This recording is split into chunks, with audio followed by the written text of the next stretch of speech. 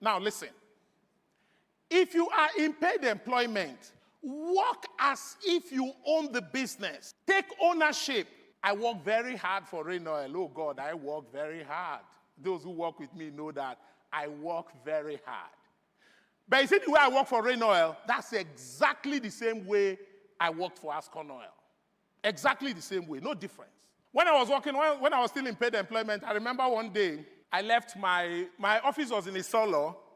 One day, I drove from Isolo to Ore, the NNPC depot in Ore. I got to Ore that day. I hired a truck.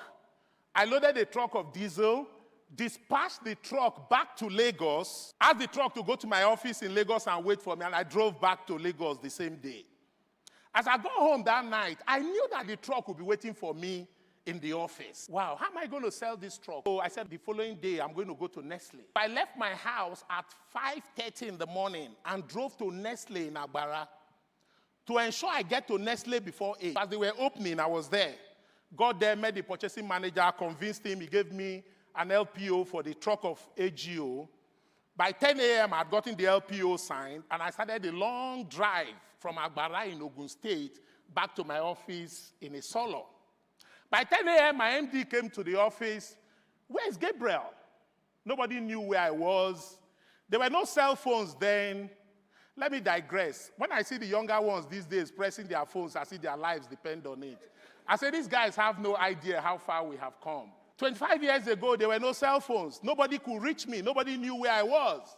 And then I got to the office just before 11 a.m. Hey, Gabriel, where have you been? Where? I got, wait. I called a subordinate of mine, gave him the LPO and said, go and dispatch that truck to Agbara. And then my MD looked at me. He's like, no, Gabriel, wait. Are you saying you want to go to Agbara or you're saying you're coming from Agbara? I said, no, Oga. I'm coming. I've been to Agbara already. I've done this transaction. This is the LPO dated today. The man just looked at me and shook his head. But that singular act of shaking his head for me spoke volumes. I took the business like my own. I get amused when I see people walk and they don't give it their all because, oh, it's not my father's business. No, treat it like your own. If you want to be a successful entrepreneur, you have to first be a successful intrapreneur. Be an entrepreneur where you are today. Give it your all.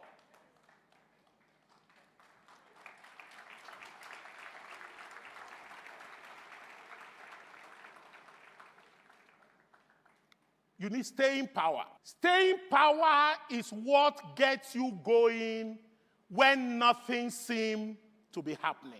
Staying power, they say when the going gets tough, the tough gets going. Staying power is what gets you going when nothing seems to be happening. You see, when you're in paid employment, again, you're on 6 million naira per annum. So it means that in January, you get paid 500,000.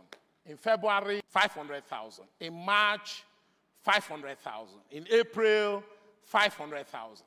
Businesses don't make money that way. When they say a business has made a profit of 120 million naira per annum, it doesn't mean that the business makes 10 million naira every month. No, that's not the way businesses make money.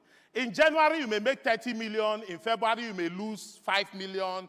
In April, you may make 40 million. In March, in May, you may make nothing.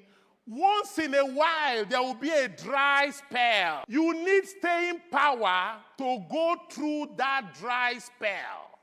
Because once you take that step of faith to move from being in paid employment to going into entrepreneurship, there is no looking back. Like they say, you don't put your hand on the plow and look back. Once you take that step of faith, there's no going back to Egypt. There's no going back to, I beg to apply. The only way to go is forward.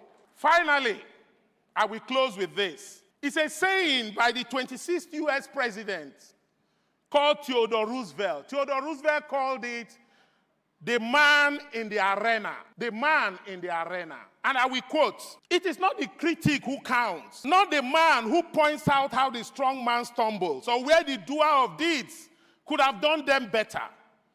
The credit belongs to the man who is actually in the arena, whose face is marred by dust and sweat and blood, who strives valiantly, who errs, who comes short again and again. Because there is no effort without error and shortcomings.